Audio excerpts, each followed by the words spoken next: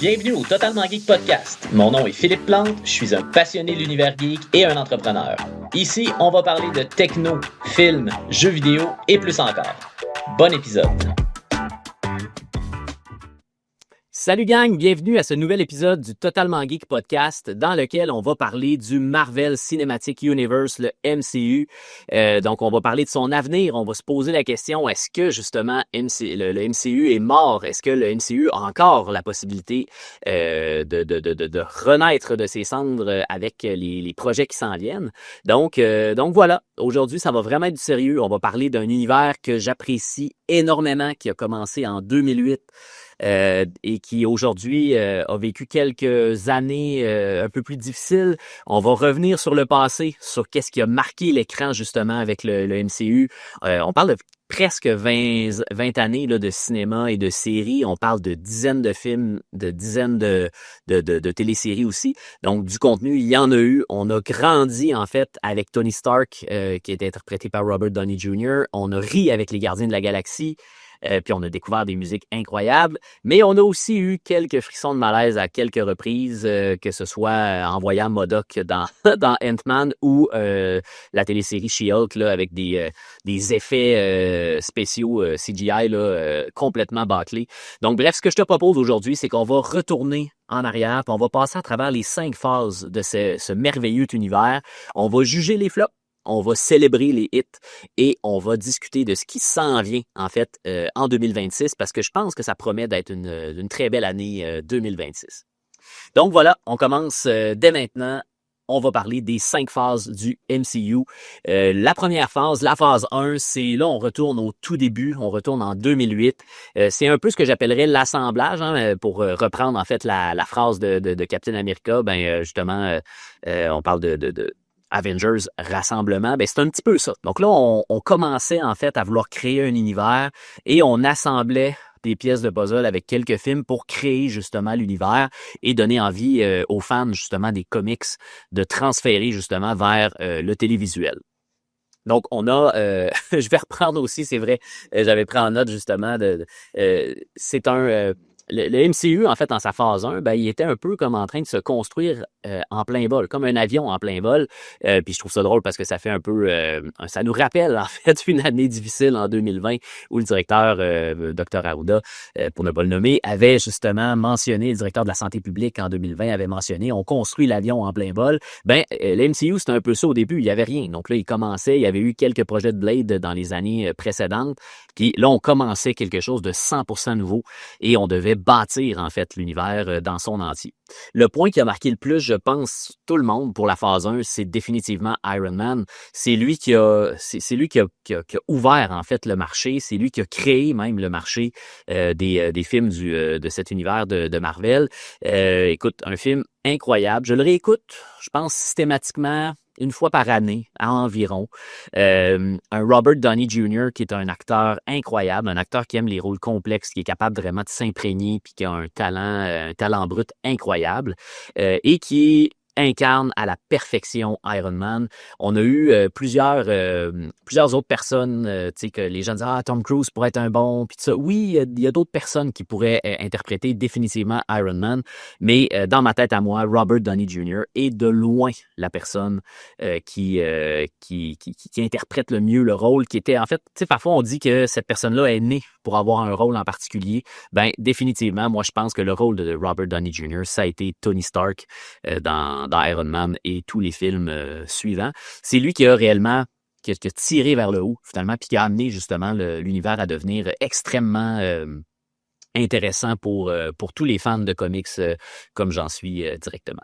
Donc bref, un film qui est incroyable, un film qui est à découvrir. Sincèrement, si tu l'as pas écouté, c'est drôle, j'avais eu la discussion avec un de mes gars il y a 2 ou 3 ans, puis qui écoutait quand même à l'époque, là, il décroche un petit peu du MCU comme beaucoup d'autres fans, mais il en écoutait beaucoup à l'époque, puis à un moment donné, il m'a dit « Ah non, j'ai jamais écouté Iron Man. » Puis j'étais comme « My God, ok, ça manque à ta culture, tu dois écouter Iron Man. » Fait que je te dis la même chose aujourd'hui. Si tu ne l'as pas encore écouté, prends 2 heures de ton temps, ça va être un 2 heures très, très bien investi. Il est disponible sur Disney+. Disney+ a clairement faim présentement. Je vois des offres alléchantes partout. Là. Je prends un exemple. Cette semaine, je suis allé au cinéma, puis en réservant mes billets là, en ligne directement pour acheter mes billets justement à l'avance pour le film. J'ai eu une offre, là, c'était 2,99 par mois pendant 3 mois. Là, c'est quand même assez impressionnant. Fait que bref, Disney+, il y a tous les films de Marvel. Il va avoir un paquet d'autres choses dessus. Je suis pas payé pour te parler de ça. Je touche pas rien là-dedans. L'objectif n'est pas là. C'est juste de dire que si jamais il te manque quelques films du passé, ben il y a beaucoup d'offres en ligne présentement. Puis tu as la possibilité justement d'accéder à ce contenu de haute qualité-là pour un prix qui est très, très bas directement. Ensuite de ça, on a la phase 2, qui est un peu l'extension. Donc là, au départ, on était très dans la phase 1, là, tu sais, Iron Man, les Avengers, qu'est-ce qui se passe, ces choses-là. Et finalement, on est arrivé à la phase 2. La phase 2, qui était le point marquant, c'est Les Gardiens de la Galaxie. Un film, en fait, une série de films, mais là, je parle du premier, là, plus précisément, mais la trilogie de James Gunn, que je t'ai parlé dans mon épisode en rodage, qui est un réalisateur que je trouve incroyable, qui donne beaucoup de force à la musique. Tu sais, je prends juste la trame musicale des Gardiens de la Galaxie, encore présentement, quand j'étais en train de préparer le contenu pour mes premiers épisodes de podcast, c'est l'Awesome Mix que j'écoutais. C'est une musique qui me parle beaucoup, qui me remémore en fait les moments que j'ai eus, les beaux moments que j'ai vécus en écoutant ces films-là. Et aussi qui s'écoute très, très bien. Fait que c'est vraiment une de ses forces. Puis définitivement, si tu l'as jamais écouté, va sur YouTube, tape Awesome Mix volume 1, puis tu vas avoir de Gardiens de la Galaxie, puis tu vas avoir une trame musicale complète pour volume 1, volume 2, volume 3. Puis il y a même des fans qui ont fait le volume 4 et 5 là, directement, que j'aime un peu moins, mais quand même sont disponibles aussi en ligne là, si jamais ça t'intéresse. Et les Gardiens de la Galaxie, c'était quand même un pari, pas un pari risqué, mais tu sais, quand tu y penses, si, mettons, là, t'as les base fans qui connaissaient justement les comics des Gardiens de la Galaxie, pour eux, OK, ça leur parle, tu sais, c'est un univers qui est intéressant, tout ça, qui est ludique, il y a il y a même eu des dessins animés, tout ça. Donc là, c'est un super de bel univers, mais tu sais, pour monsieur, madame, tout le monde qui connaissent pas ça, un arbre qui parle, puis un raton laveur qui parle, tu sais, c'est un peu particulier, là, quand tu y penses, puis c'est tous des gens un peu incompatibles qui forment une équipe. Puis justement, je pense que James Gunn a réussi à créer une chimie incroyable. Puis ça a réellement fonctionné. Parfois, il y a des réalisateurs qui vont faire des films qui ont vraiment comme un potentiel incroyable, mais qui réussiront pas à créer le petit quelque chose qui va faire que les gens ont le goût d'embarquer dans cette aventure-là. Ben avec les Gardiens de la Galaxie, je lève mon chapeau à James Gunn. Il a réussi haut la main. Ça a été vraiment un film incroyable. Ben, les trois, tout simplement. Là, l'ensemble de l'œuvre est incroyable.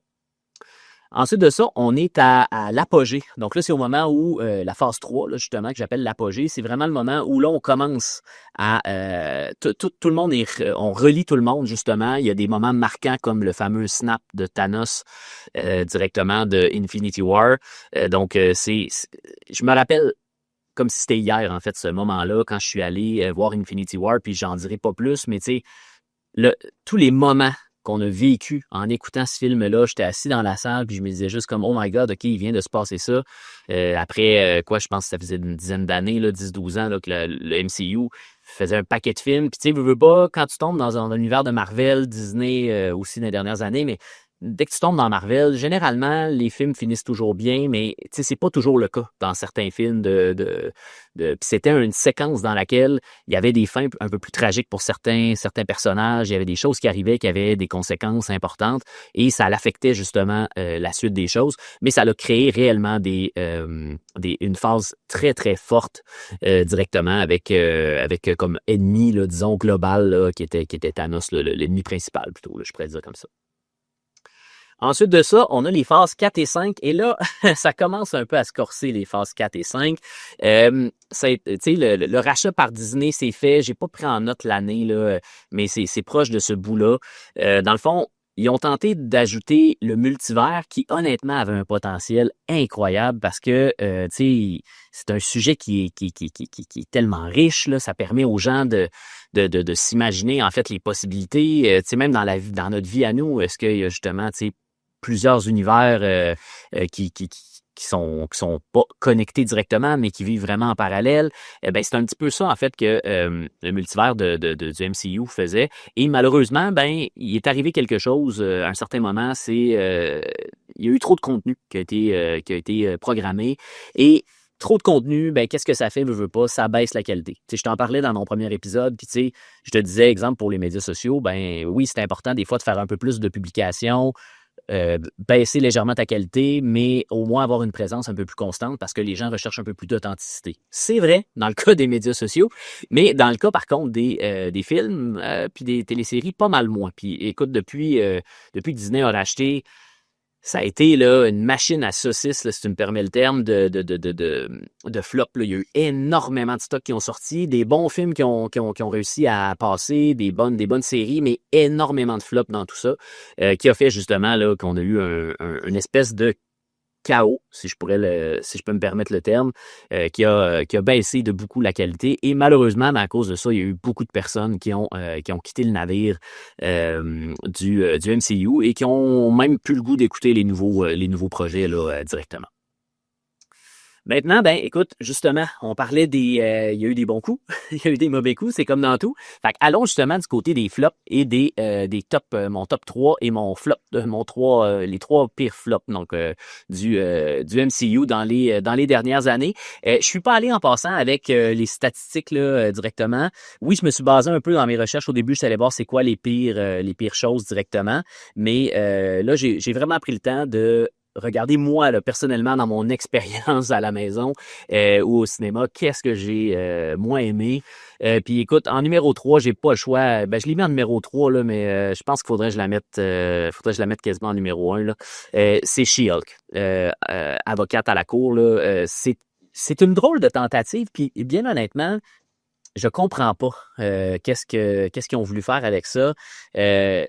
Ils ont voulu essayer de briser un peu le format habituel d'une série de super-héros ou d'un film de super-héros. Ils ont mis les efforts, hein, puis ils ont tenté de faire quelque chose avec une formule un peu différente. Mais pour moi, personnellement, et pour pas mal de monde, là, écoute, là, selon Rotten Tomatoes, là, le public a donné 32% seulement. 32%, là, c'est bas. Là. Ça, c'est... Il y a juste 3 personnes sur 10 qui ont trouvé que l'émission était correcte. Là, c'est très, très, très, très, très, très bas. Puis qu'est-ce qui a brisé complètement la série? En tout cas, pour ma part, à moi, les effets spéciaux, le CGI était désastreux. Je comprends pas qu'est-ce qui s'est passé parce que la série est sortie en 2000... je pense que c'est à peu près 2024, là, de mémoire, là, c'était en 2024. Écoute, en 2024, avec les technologies qu'on a aujourd'hui, d'arriver avec une qualité aussi médiocre on n'embarque pas du tout, là, c'était bâclé. On s'ennuyait des designs de Avatar de 2009, puis je dirais même plus loin que ça, là, je m'ennuyais quasiment là, de Jurassic Park, là, le premier, là, à l'époque des années 90. Pour vrai, c'était manqué, puis juste ça, en partant, c'est difficile d'embarquer quand tu vois des visuels qui sont d'aussi mauvaise qualité. Puis il y avait le ton aussi, tu sais, je comprends, ils ont voulu faire un petit ton un peu humoristique, un peu plus la suite dans sa vie et c'est problématique de je suis avocate, mais j'ai aussi des super pouvoirs et tout.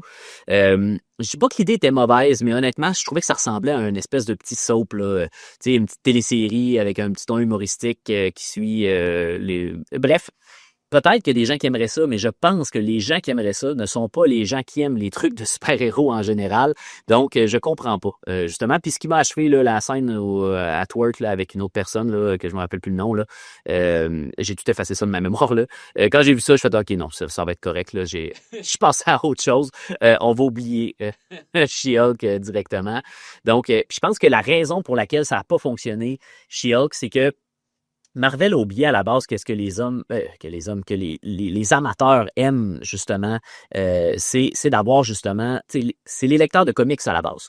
Puis qu'est-ce que les gens aiment dans les comics? Ben, ils aiment avoir des histoires incroyables, ils aiment voir des super-héros, ils aiment ça avoir des histoires incroyables, puis avoir de l'action, avoir des effets spéciaux, tout ça. Donc, c'est un petit peu tout ça là-dedans. Puis, ils ont réussi à le faire là, avec des émissions qui ont des rôles un peu différents. Si je compare, exemple, à Daredevil, qui lui aussi est un avocat justicier la nuit, tant du côté de Netflix que la dernière version du côté de Disney, ça a été excellent, ça a été très, très bien porté à l'écran. Puis, ils l'ont fait de façon plus habile. Je ne l'ai pas mis dans mes tops ni dans mes flops. Mais Miss Marvel, ça a été une série que je trouvais super intéressante, qui avait un ton un peu similaire à She-Hulk, mais avec des effets spéciaux qui étaient quand même mieux. Puis c'était très fort culturellement, c'était super intéressant. Puis justement, l'héroïne qui avait été choisie, qui interprétait Kamala Khan, était extrêmement attachante. Donc, tu sais, on avait le goût d'embarquer dans son histoire. Donc, moi, personnellement, bien que Miss Marvel, ce soit pas nécessairement ce que je recherche le plus quand je regarde une émission de super-héros, ben, elle a très, très bien performé, puis j'ai apprécié, j'ai passé un bon moment divertissant en l'écoutant, là, directement. Ensuite de ça, on sort des téléséries, puis là, on s'en va au cinéma avec Les Éternels, un film que j'avais tellement, mais tellement hâte d'écouter. J'avais les attentes étaient très, très hautes. Je trouvais que c'était intéressant. Il y avait vraiment là des super acteurs qui s'ajoutaient justement à la liste. C'était vraiment génial, mais finalement, je résumerais en disant que c'était une sieste cosmique. Donc, c'est un projet à fort potentiel qui était peut-être difficile, là, par contre, là, pour donner un peu des raisons à ramener à l'écran dans un seul film, parce que là, on avait d'un seul coup 10 héros avec, avec une historique justement à présenter dans un seul projet, un seul film. Puis je pense que ça crée justement un film qui est trop long, dans lequel il se passe pas grand-chose. Puis surtout, là, je pense que la chose qui revient le plus chez les fans, ben, c'est le fait qu'il est détaché du MCU. Donc, on aurait aimé ça, en fait, là, qu'il y ait des petits hints, des petits rappels, des petites choses qui nous ramènent justement dans l'univers du MCU. Mais on aurait vraiment décidé de réaliser un film dans lequel il n'y aurait pas aucune référence ou presque, il n'y avait rien dans le fond du MCU. C'était vraiment comme s'il faisait un film à côté dans le MCU, ce qui est quand même particulier. Donc bref, j'ai apprécié quelques moments. J'ai assurément eu des déceptions. Sur Rotten Tomatoes, c'est 47% le score, donc on parle pas d'un film qui a bien scoré. Box Office aussi, ça a été très difficile. Ça n'a pas généré beaucoup de profits, mais par contre, de revenus plutôt. Mais c'était quand même pas le pire des pires. Mais quand même. Et sinon, ben, je l'ai mis en 1, même si j'ai trouvé que c'était meilleur que She-Hulk. Je l'ai mis parce que j'avais énormément d'attentes. C'était, excusez-moi, c'était la série Secret Invasion avec un gars que j'adore, Samuel L. Jackson. Et pas juste que j'aime l'acteur, mais j'aime le personnage en plus. Mais l'acteur est juste incroyable. Il n'y a personne qui peut dire que Samuel L. Jackson n'est pas un des grands acteurs de la dernière génération.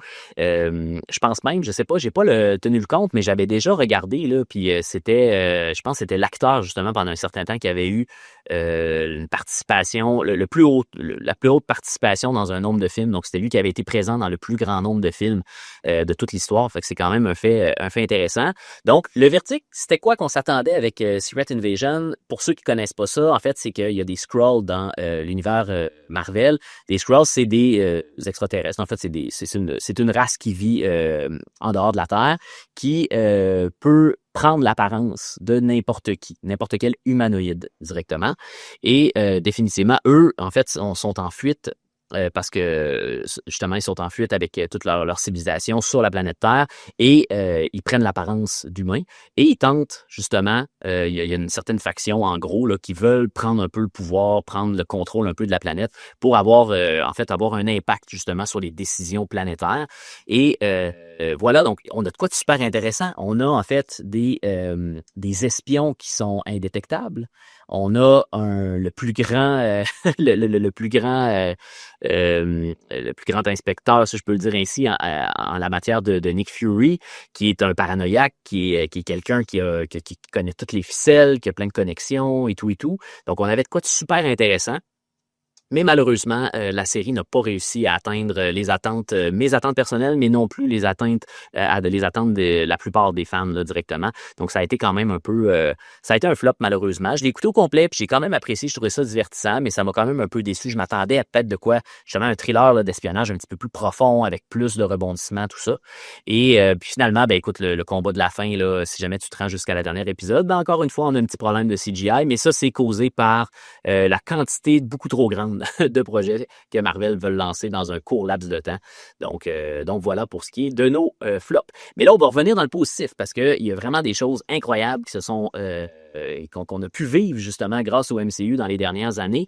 Et j'avais le goût de te parler en fait de ma série chouchou. Tu peux le voir peut-être ici, là, mais je suis un très, très, très grand fan de Hawkeye. C'est un héros que j'aime particulièrement pour plusieurs raisons. pour la première des choses, tu sais, je te disais que j'étais un curieux de nature, j'aime apprendre et tout et tout. Puis ce que je trouve le fun avec Hawkeye, c'est que c'est un super-héros qui a pas de pouvoir.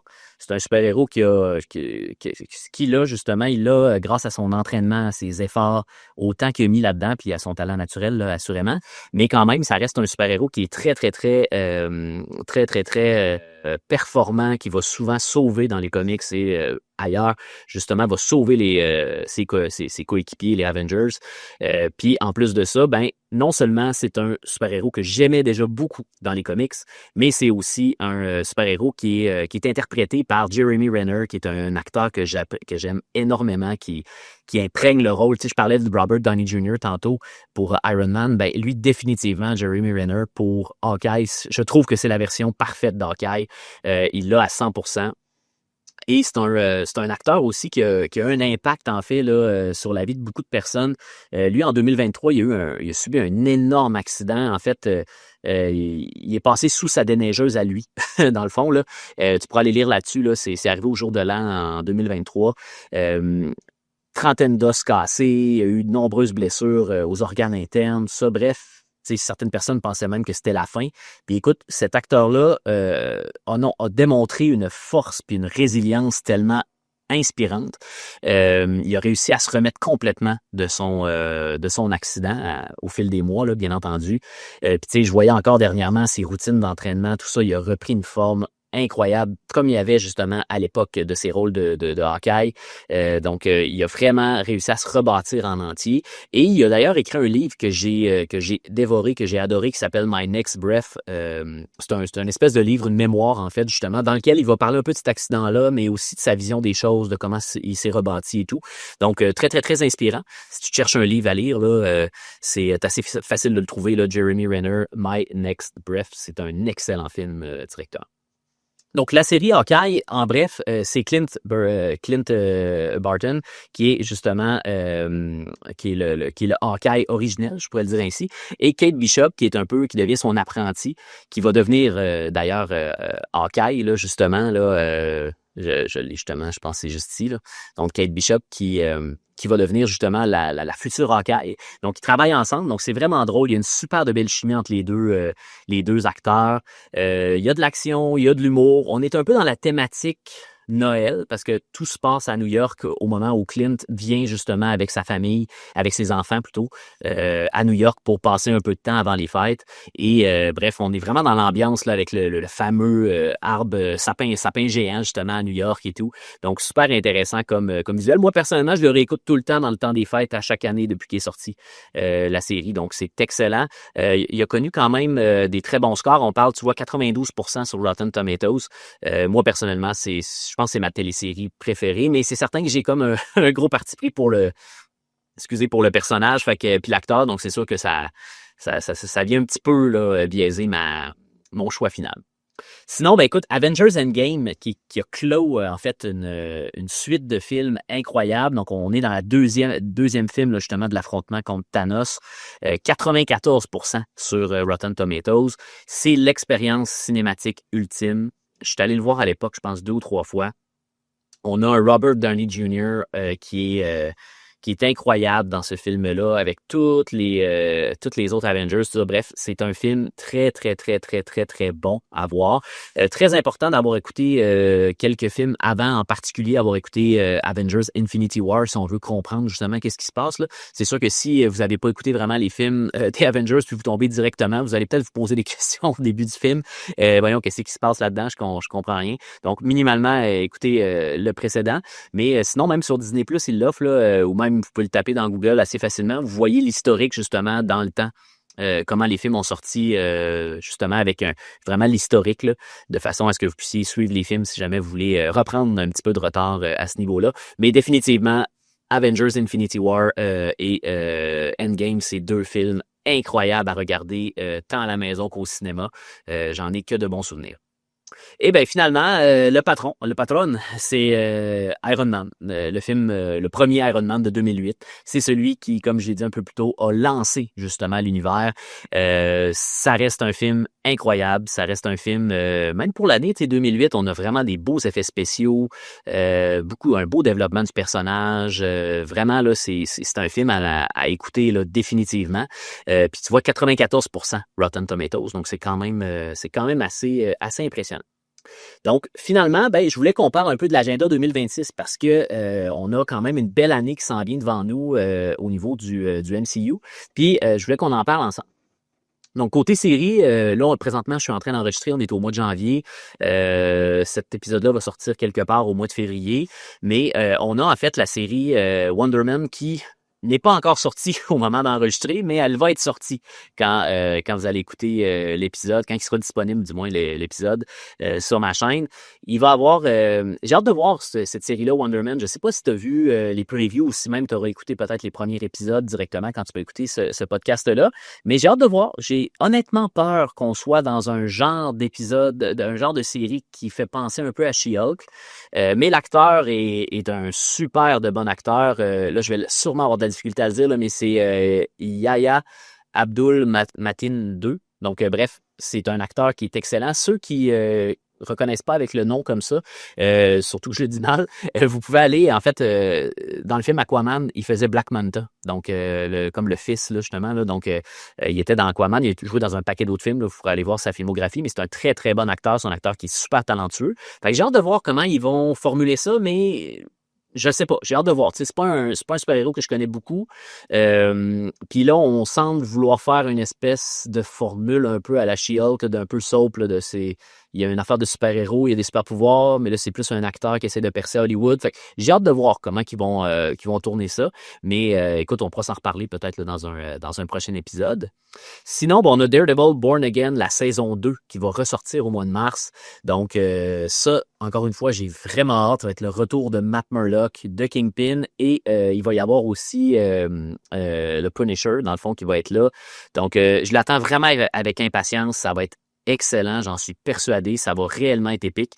Donc, à ne pas manquer, moi je pense qu'au mois de mars, tu syntoniseras tu réactiveras ton abonnement à Disney parce que je pense que tu vas en avoir de besoin. Je pourrais y revenir plus tard dans l'année, mais je pense que ça va être un très très beau moment qu'on va vivre ensemble avec cette série-là. Sinon, du côté cinéma, on a 2 films.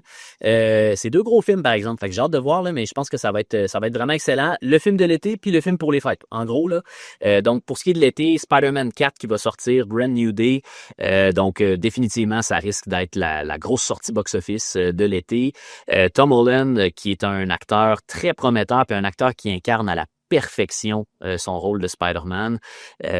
Donc, j'ai hâte de le voir reprendre justement le rôle de Peter Parker.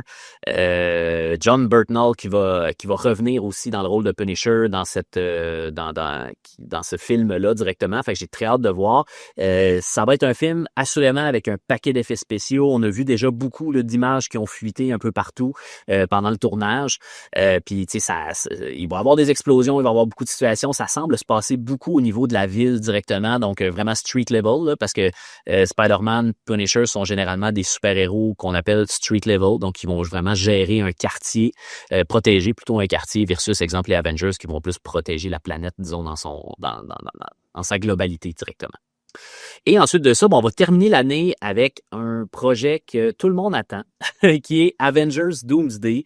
Est-ce que Avengers Doomsday, qui va sortir au mois de décembre 2026, va savoir raviver, relancer en fait le MCU? Je l'espère fortement.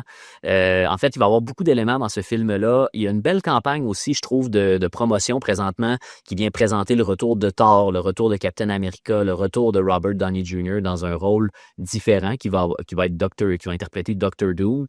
Est-ce que ce sera un Doctor Doom, une version d'Iron Man, Tony Stark qui va virer en Doctor Doom? Est-ce que ça sera vraiment Victor Von Doom qui est le vrai personnage des comics? Ça, on le sait pas encore. Il y a beaucoup de personnes qui disent un paquet de choses là-dessus, mais on le sait pas encore, puis j'ai très hâte de le découvrir au mois de décembre. Je pense que là, avec ce film-là, ils ont le potentiel d'aller chercher leurs fans. Ils font vraiment une grosse campagne. C'est un an avant, là, ils font vraiment des petits teasers pour présenter chacun des personnages, puis vraiment recréer en fait un engouement envers le film. Fait que j'ai très, très hâte au mois de décembre. Ramener un Robert Downey Jr. dans le MCU, avoir un retour de Captain. Est-ce que Captain America va être une version bonne, méchante avec Doctor Doom, tu sais? Bref, il y a beaucoup de choses. Est-ce que ça va être un Captain Hydra ou un Captain America? Bref, il y a beaucoup de choses qui vont se faire qui vont se voir là-dedans. Puis j'ai très hâte de voir qu'est-ce qui va en ressortir. Ça va être définitivement, je pense, le film de l'année. Je me trompe peut-être, mais d'après moi, ça va être le film de l'année. Puis je suis très, très, très positif. J'ai hâte de l'écouter directement. Donc, en résumé, ben écoute, le MCU, est-ce qu'il est mort? Je pense qu'il est pas mort encore. Je pense qu'il y a moyen de revivre de ses cendres comme le Phénix. Il est imparfait, il est parfois bordélique. Il y a eu des erreurs qui ont été faites clairement dans les dernières années. Mais j'ose espérer justement que les décideurs du côté de Disney et de Marvel vont prendre le temps d'analyser justement les bons coups et les mauvais coups qu'ils ont fait des dernières années pour faire un réalignement justement de leur univers et aller rechercher justement leur base de fans qui attendent juste ça, avoir des bons films de super-héros au cinéma et à la maison. Donc voilà, écoute, je sais pas toi, quel a été ton flop numéro 1 puis ton top numéro 1. Si tu veux me l'écrire en commentaire, je suis curieux de voir parce que là, je te donne mon avis à moi, là, mais on a tous des avis différents. Là. Donc, tu sais, est-ce que toi, ton top numéro 1, c'était la saison de Loki, c'était la série de Loki, bref.